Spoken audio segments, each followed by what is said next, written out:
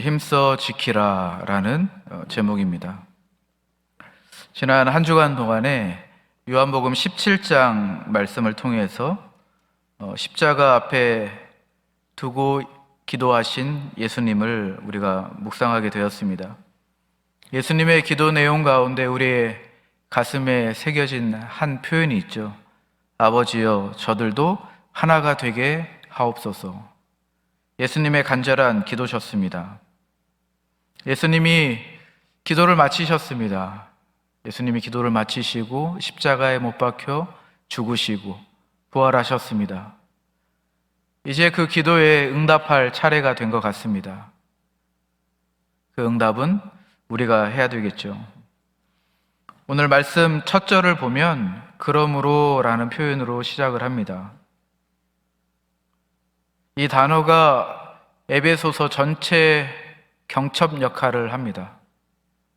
1장부터 3장까지는 하나님의 이야기입니다. 하나님께서 하신 이야기, 우리를 어떻게 선택하시고 우리를 어떻게 구원하시고 어떻게 죽었던 우리가 살아날 수 있었던지, 유대인과 이방인이 어떻게 십자가에서 허물어졌는지, 하나님이 하신 이야기를 1장부터 3장까지 이야기하고 있습니다. 우리에게 들려주시는 거죠.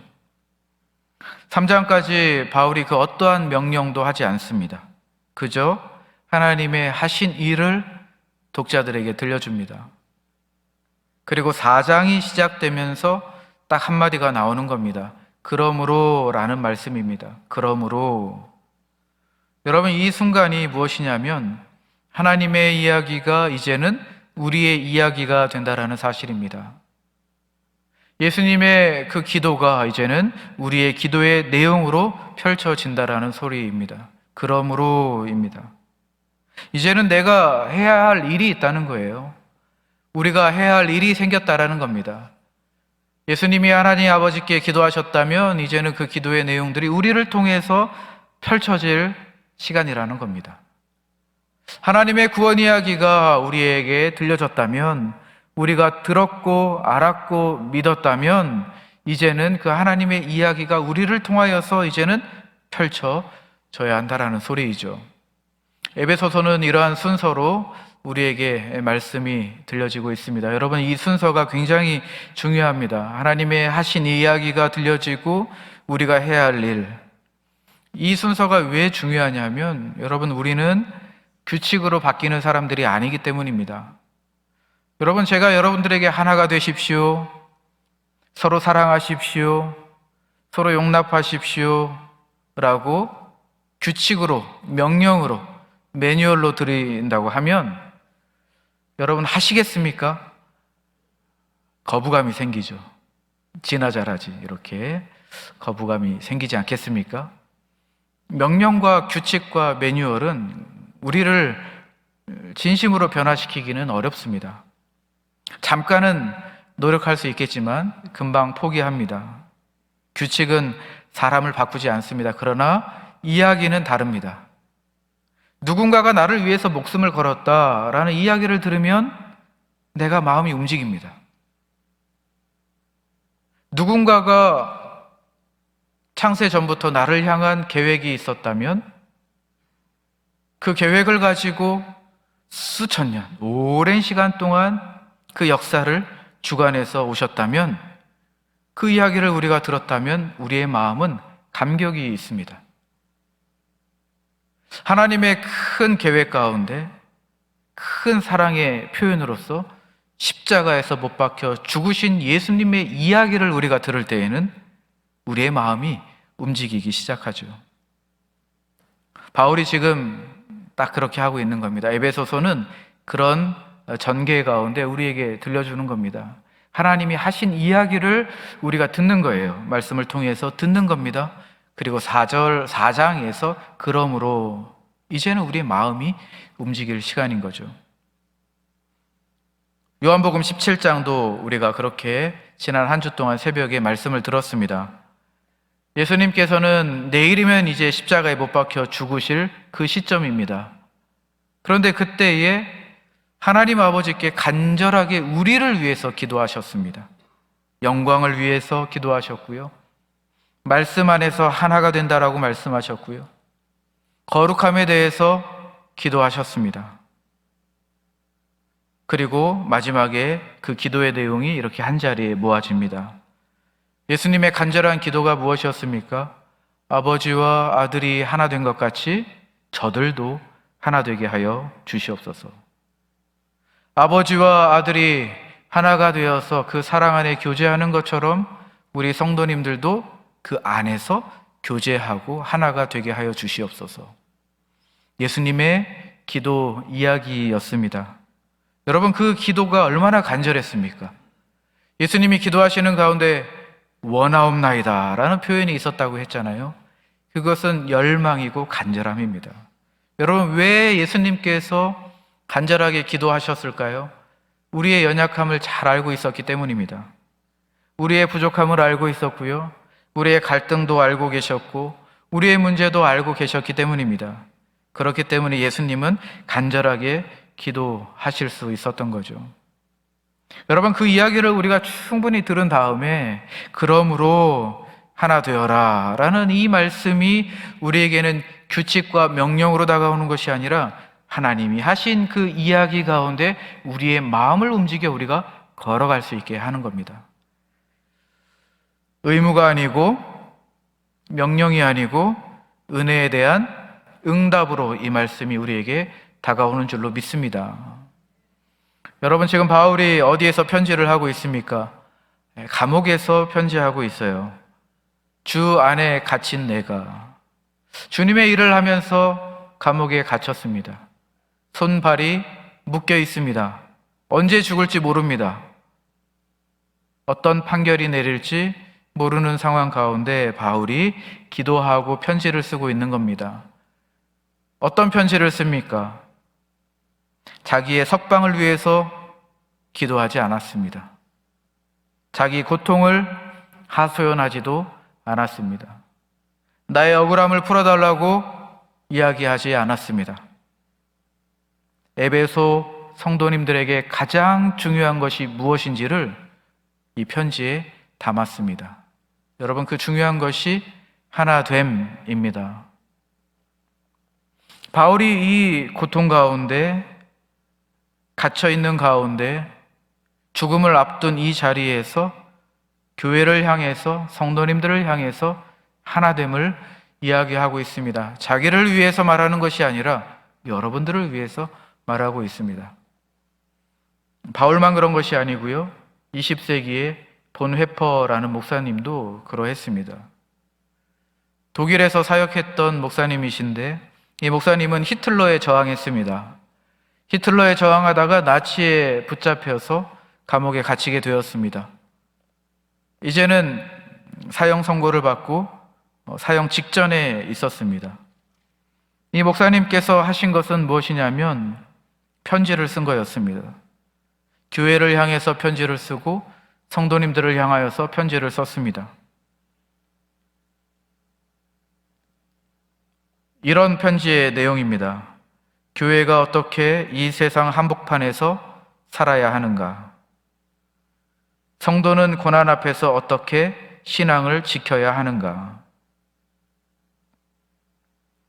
이 목사님은 자신을 살려달라는 편지의 내용을 쓰지 않았습니다. 교회를 위해서, 성도를 위해서, 신앙을 지키는 것이 무엇인가에 대해서, 이 세상 한복판에서 교회가 어떻게 살아남아야 하는지에 대해서 편지를 썼습니다. 처형 당일날이 되었습니다. 간수가 이제 문 밖에서 기다릴 때에 목사님이 이 죄수들과 함께 간단하게 예배를 드렸습니다. 찬송하고 기도하고 말씀을 읽고 짧은 시간 동안에 예배했습니다. 예배를 마치고 난 다음에 간수를 따라서 처형장으로 향하였습니다. 그곳에 가서 목사님이 마지막으로 하신 말씀이 이 말씀입니다. 이것으로 끝이 났습니다. 그러나 나에게는 새로운 삶이 시작되었습니다.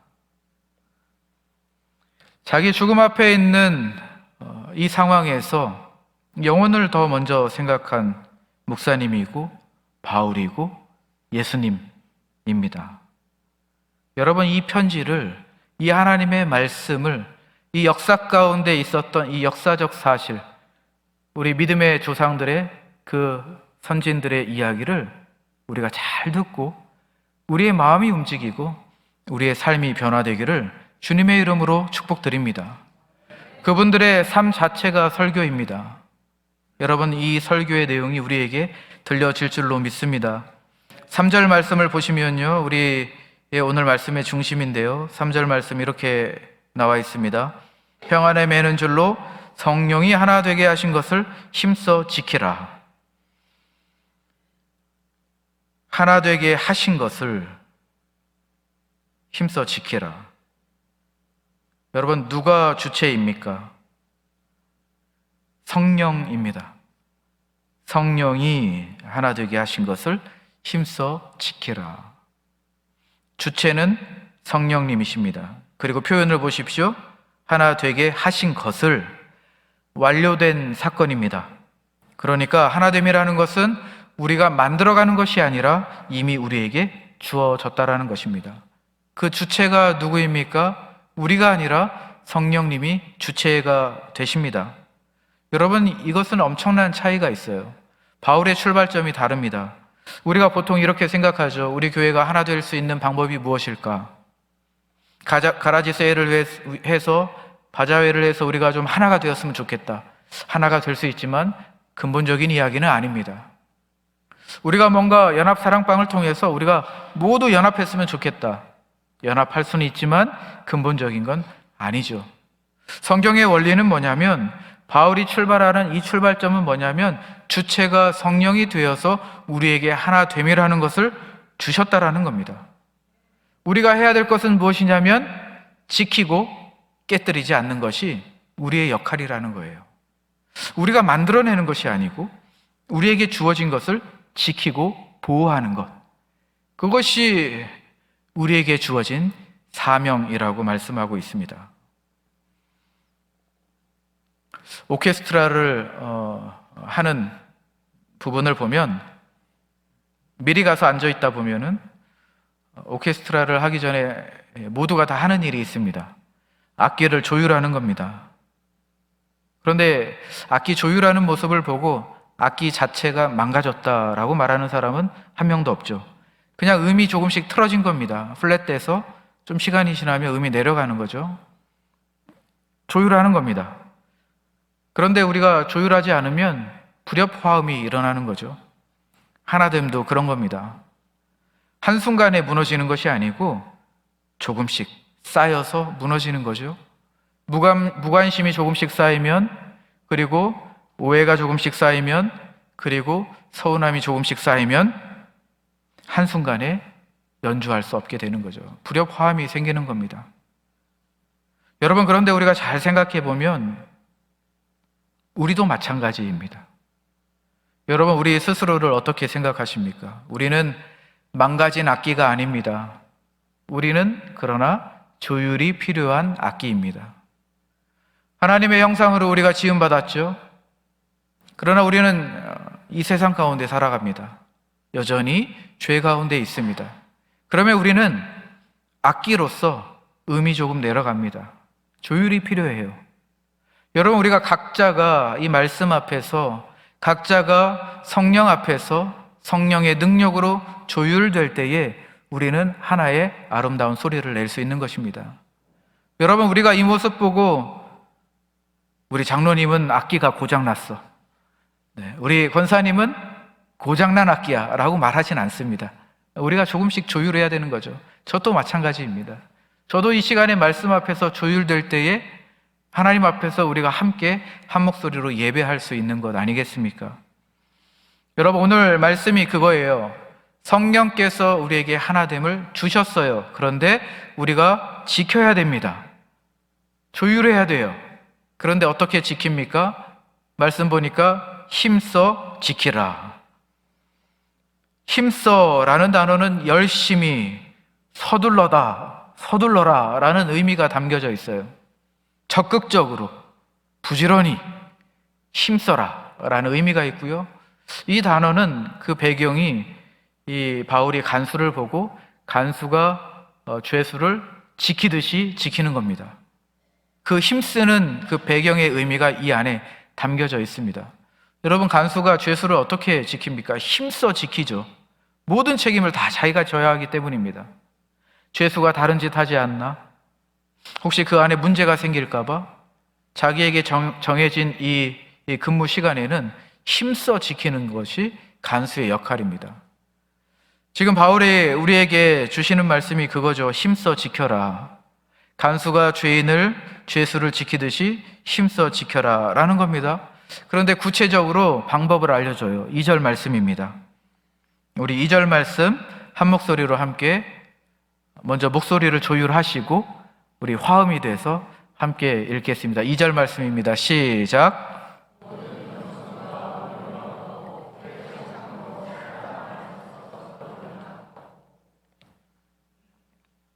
네, 조율이 잘 된 것 같습니다. 4가지 방법이 나와요. 우리가 어떻게 힘써 지킬 것인가? 첫 번째, 겸손입니다. 두 번째는 온유입니다. 세 번째는 오래 참음입니다. 그리고 네 번째는 사랑 안에서 용납하는 것입니다. 여러분, 이 4가지를 보면요, 공통적인 게 있어요. 공통적인 게 무엇입니까? 내려놓는 겁니다. 내려놓는 것. 여러분, 겸손하면 무엇을 내려놔야 됩니까? 나 중심의 것들을 내려놔야 내가 겸손해질 수 있는 거죠. 온유하면 무엇을 내려놔야 됩니까? 내 거칠은 성정을 내려놔야 온유해지는 겁니다. 내 눈의 힘을 내려놓고 빼야 온유해지는 거죠. 여러분, 오래 참음은 무엇을 내려놔야 됩니까? 내 시간표를 내려놔야 오래 참을 수 있는 겁니다. 사랑 안에서 우리가 용납한다라는 것은 무엇을 내려놔야 됩니까? 내 권리를 내려놔야 용납할 수 있는 겁니다. 내 권리를 내려놓아야 나를 누군가 때려도, 내가 맞아도, 내가 억울해도 그 사람을 위하여서 내가 품을 수 있는 거죠. 여러분, 이 4가지 덕목을 이야기합니다. 어떻게 힘써 지킵니까? 이 4가지가 우리 안에 있어야 됩니다 라는 것이에요. 그런데 이 4가지를 우리가 말씀으로 받았을 때 걸림이 있어요. 하나님께서 이 말씀을 통해서 나에게 겸손이라는 단어를 주셨습니다. 그런데 걸림이 있어요. 다른 사람이 생각나는 겁니다. 걸림이 있는 거죠. 온유라는 말씀을 저에게 하나님이 주셨습니다. 이 말씀을 주셨는데 요즘 좀 거칠어져서 제가 어그러진 관계가 생각나는 겁니다. 마음이 불편하죠. 오래 참음에 대해서 하나님이 말씀을 주셨는데 문제가 있어요.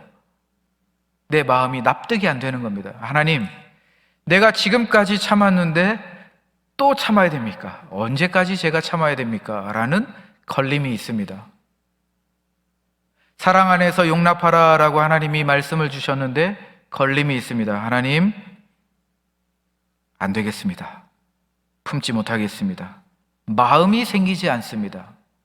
라는 걸림이 내 안에 있습니다. 그러나 말씀도 인정합니다.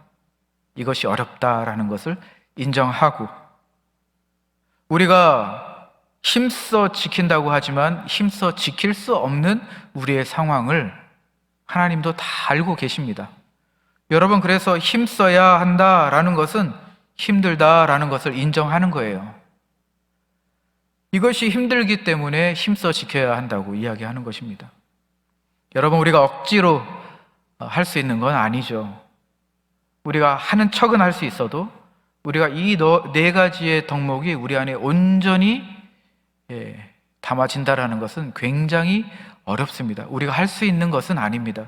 성령께서 힘을 주시고 능력을 주셔야 우리가 이 4가지의 성품이 우리 안에 담겨지는 거죠. 여러분, 이 4가지는 예수님의 성품입니다. 예수님께서 우리에게 겸손함을 보여주셨고, 예수님께서 우리에게 온유한 모습을 보여주셨고, 예수님께서 나 때문에 오래 참으셨고, 예수님께서 사랑으로 나를 용납해 주신 그 예수님의 성품이 네 가지입니다. 여러분, 우리가 기도하기를 바랍니다. 성령을 통해서 예수님의 이 성품이 내 마음 안에 담겨지게 하여 주시옵소서. 이 마음을 통하여서 우리에게 주신 이 하나됨을 힘써 지키게 하여 주시옵소서. 여러분, 이 기도의 능력이 우리 가운데, 우리 가정 가운데, 우리 교회 가운데, 능력 가운데 있을 줄로 믿습니다. 3절 말씀에 보면 특별한 표현이 또 하나 있죠. 평안에 매는 줄로 라는 표현입니다. 평안이라는 것은 샬롬입니다. 우리가 샬롬을 이야기할 때는 아무 문제가 없는 상태, 갈등이 없고 조용하고 문제도 없고 서로 부딪히지 않는 상태를 생각할 수 있지만, 에베소서 1장에서 3장까지의 말씀을 이어서 오다 보면 이 평안이라는 것은 그렇진 않습니다. 평안이라는 것은 십자가를 통하여서 갈등이 있어도, 문제가 있어도 십자가를 붙드는 그 붙듦 가운데 주어지는 평안함을 이야기하는 겁니다. 여러분, 이 평안함이 십자가의 은혜로 우리에게 주어질 줄로 믿습니다. 우리가 힘들어도, 우리가 복잡해도 이 십자가의 피를 통하여서 모든 막힌 담들이 무너질 줄로 믿습니다. 여러분, 이 힘은 어디에서 나옵니까? 이 하나됨의 힘은 성령을 통해서 나온다라는 것입니다.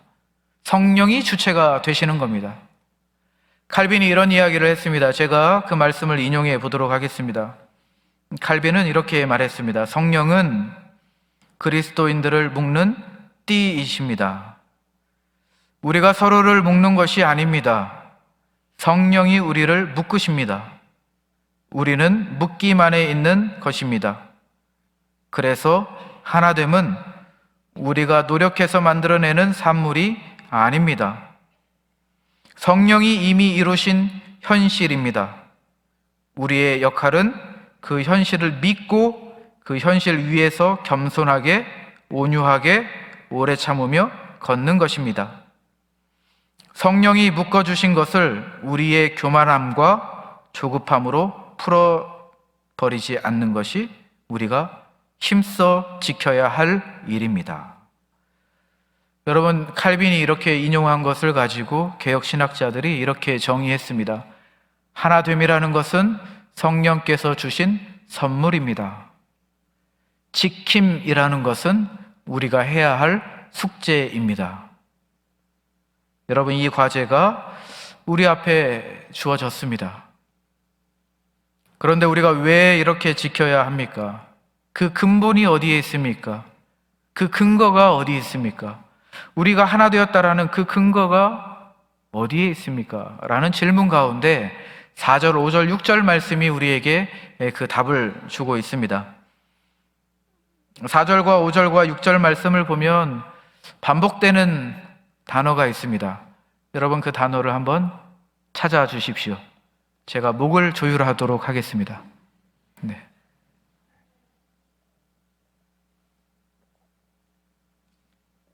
네, 찾으셨죠? 7번 등장하는 단어입니다. 네, 그렇습니다. 하나입니다. 하나. 하나라는 표현이 7번 등장해요. 그런데요, 이 4절과 5절과 6절 말씀을 보면 이 하나라는 이 단어를 중심으로 보면 세 묶음으로 구조를 찾아볼 수 있습니다. 첫 번째는 성령에 관한 것입니다. 보면요, 몸이 하나요, 성령이 하나요, 소망이 하나다. 성령에 관한 것입니다. 두 번째는 예수 그리스도에 관한 것입니다. 주도 하나요, 믿음도 하나요, 세례도 하나다. 예수 그리스도에 관한 것입니다. 세 번째로는 아버지 하나님에 관한 것입니다. 아버지도 하나님도 하나니 만유의 아버지시라. 성부와 성자와 성령의 이 하나됨, 하나. 여러분, 여기에서부터 시작돼서 성령을 통해서 하나됨을 우리에게 주셨다는 거예요. 그러니까 하나됨이라는 것은요, 우리가 만들어내는 것이 아니라는 것입니다. 다시 한번 반복해 말씀드리지만 하나됨이라는 근거는 우리에게 있지 않다라는 겁니다. 나에게 있지 않아요. 내가 하나를 만들어낼 수 없습니다. 여러분, 왜냐하면 우리가 근거가 된다고 하면 나는 변하게 되어 있습니다. 우리는 달라지는 순간 이 하나됨이 흔들려 버리는 거예요. 우리의 취향이 달라지면 이 하나됨이 흔들려 버리는 겁니다. 세대가 달라지면 이 하나됨이 흔들려 버리는 거예요. 상황이 바뀌면 이 하나됨이 흔들려 버립니다. 그러나 하나됨의 근거가 삼위일체 하나님으로부터 시작된다면 하나님은 변하지 않기 때문에 그 하나됨은 절대로 흔들리지 않는다라는 사실이죠. 그 하나됨이 흔들리지 않는다면 우리가 그 하나됨 가운데 지켜 힘써 이 하나됨을 우리가 이루어 나간다라는 것은 그 근거가 우리가 아니라 삼위일체 하나님이시다. 지금 바울이 4절과 5절, 6절 말씀을 통해서 그걸 이야기하고 있습니다. 여러분, 예를 들면 우리 에베소서 2장 말씀을 보면요, 이런 이야기입니다. 유대인과 이방인이 하나가 되었다고 해요. 그런데 이 사건은 굉장히 충격적인 사건입니다. 어떻게 유대인과 이방인이 하나가 될 수 있지? 왜냐하면 예루살렘 성전에는 돌로 쌓은 담이 있었어요. 돌로 만든 담이 있었는데 이방인들이 절대 넘어갈 수 없는 담이었습니다. 비문을 찾아보면 거기에 이렇게 써 있었어요. 이 경계를 넘어오는 이방인은 누구든지 죽음을 자초하는 것이다. 유대인들은 이방인들과 식사하지도 않았고 집에 들어가지도 않았고 교제하지도 않았습니다. 이방인들의 그림자가 드리워지면 부정하다라고 여겼습니다. 종교적 담이 있었고 문화적인 담이 있었고 수천 년 동안 쌓아온 피와 역사의 높은 담이 있었습니다. 그런데 2장 말씀을 보니까 그것이 무너졌대요. 유대인과 이방인이 한 식탁에서 식사한다는 겁니다. 함께 예배하고 기도한다는 거예요. 떡을 떼고 빵을 뗀다는 것입니다. 어떻게 이러한 일이 있을 수 있겠습니까?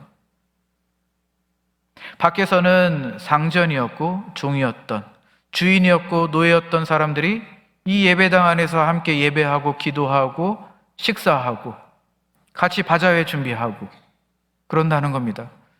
세상 사람들이 놀랄 일이었죠. 로마 사회에서 놀랄 일이었습니다. 서로를 향해서 형제라 부르고 서로를 향해서 자매라고 부르는 일들이 초대교회 안에 있었다라는 것입니다. 어떻게 그럴 수 있었습니까? 십자가의 피로 막힌 담들이 허물어졌다는 겁니다. 여러분, 예수님께서 기도하신 것이 바로 그거예요. 요한복음 17장에서 예수님께서 간절히 기도하신 것이 바로 그겁니다. 아버지와 아들과 성령이 하나 된 것처럼 우리 성도님들도 우리 교회도 하나 되게 하여 주시옵소서.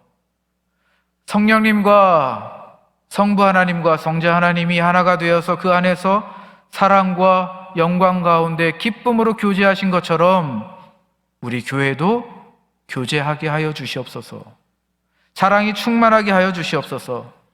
예수님의 기도가 에베소서 2장에서 실현되었습니다. 초대교회에서 나타난 거예요.